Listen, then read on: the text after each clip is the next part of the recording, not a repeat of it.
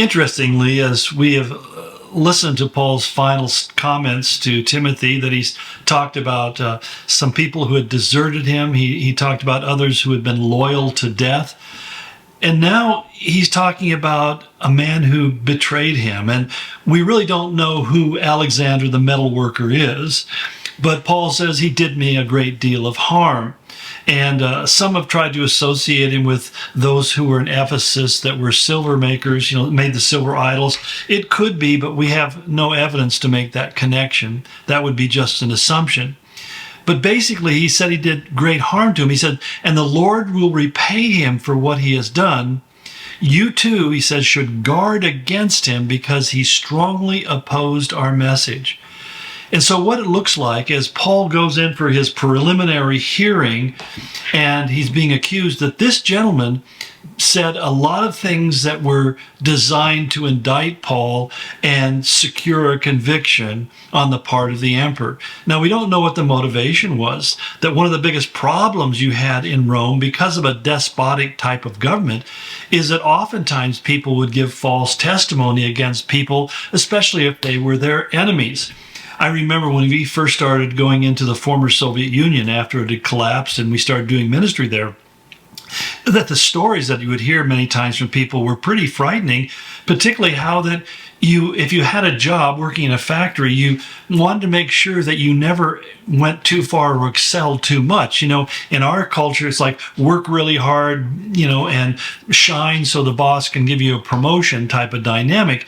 In their world is you wanted to keep your head down, because if you became too successful, too effective, somebody would report you to the KGB, and in the middle of the night, you'd hear boots running up the stairs, knock on the door, screaming, yelling, all sorts of words. They'd grab somebody, they'd be gone, and the next morning, the dad would be gone, but the mom and the kids would be there alone, and nothing was said. And oftentimes that person wouldn't return for 5 to 15 years because they'd been sent off to Siberia. And what was their crime? Basically, they tried to display or show off how good they were. So the advice for many people was keep your head down. Don't distinguish yourself because it only leads to problems. Well, that was a problem in Rome, because if you ratted people out, particularly if you were giving false testimony that served the purpose of the government, you would be not only financially rewarded, but you might even be given a position or recognition. And so it became profitable to be a despicable person. Think about our own dynamic in our country today. I mean, it's become overwhelmingly apparent that the entire regime that's running our country is from the top down, is incredibly corrupt and has done all sorts of nefarious things for money and for that power that comes with it. And this is one of the things that makes the coming election in 2024 really concerning, because the people who have power right now are not the people who are going to be willing to give that power up. And I suspect, given all the things they've tried so far, that they will do anything to keep that power and that position. And so it's the collusion, the corruption, and all this stuff is the only way you can deny it is because you're part of the system that wants to keep that power going. But it's so obvious, it's frightening. And so what should be our advice? What should we say to people? Well, basically, we need to remember that people will reap what they sow.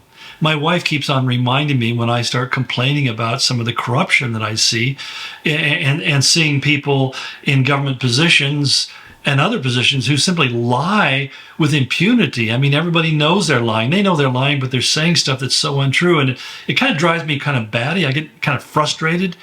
And then she reminds me, says, they're going to have to stand before God someday. And this is their problem. Well, the problem with these people, they have no fear of God. And because they have no fear of God, they're not worried about what's going to happen when they die. In fact, most of them don't give a lot of thought.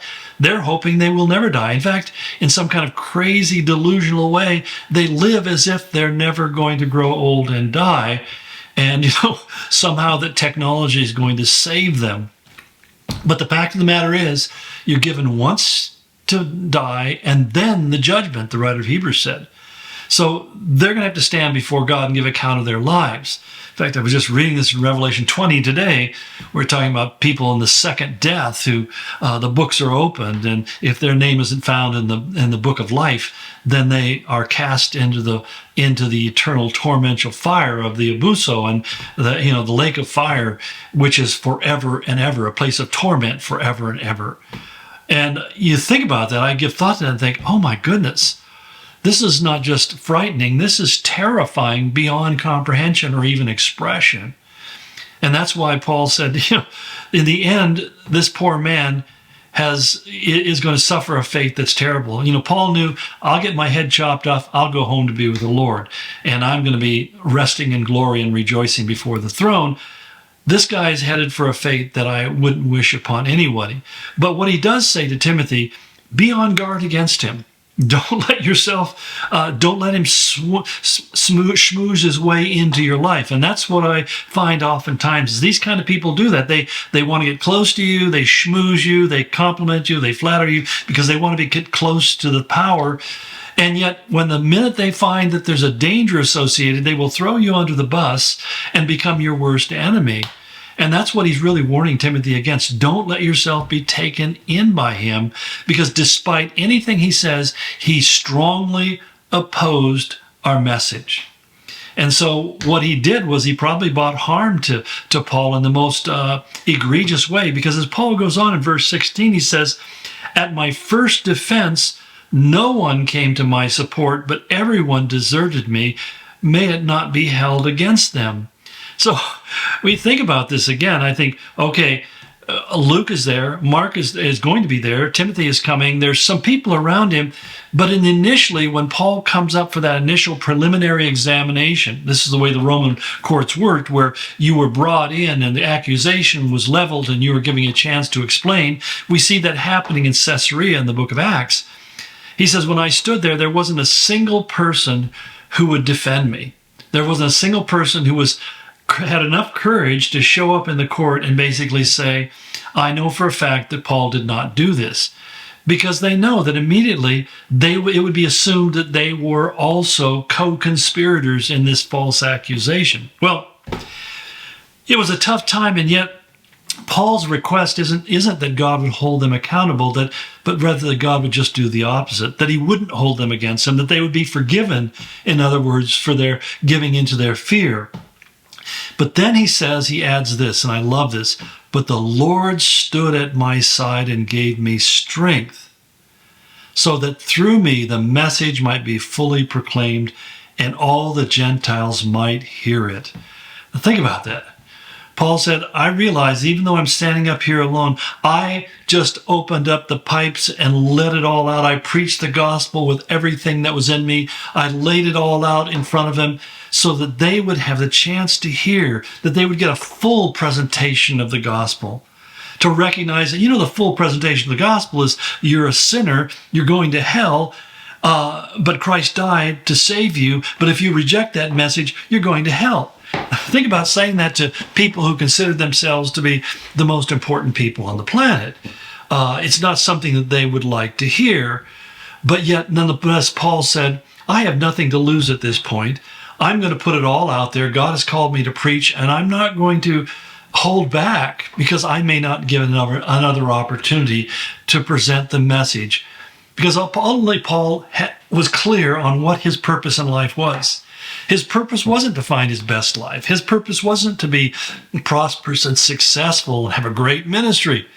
His purpose in life was to proclaim the truth of the gospel without compromise.